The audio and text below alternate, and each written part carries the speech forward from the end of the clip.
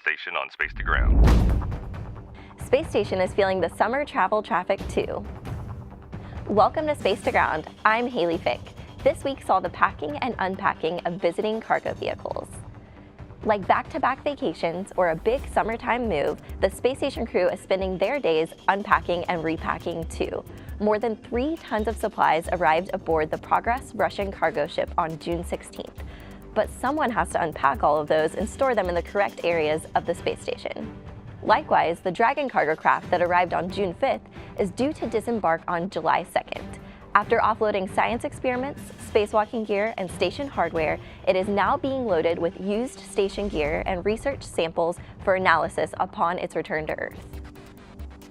One of the deliveries from the SpaceX Dragon cargo vehicle was the Rollout Solar Array, or ROSA.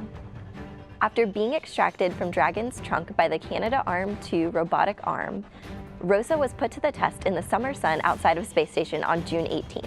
The flexible solar array that rolls out like a tape measure or a party horn could offer substantial cost savings and increased power compared to current bulky, heavy panels.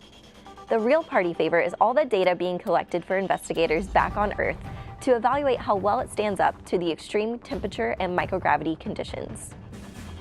This week's question comes from Ava in Miss Robolata's 5th grade class. She wants to know what tests are going on at the ISS. Amongst all the materials, life sciences, and technology research being conducted on station, there's one big test that might get you and me closer to a vacation in space.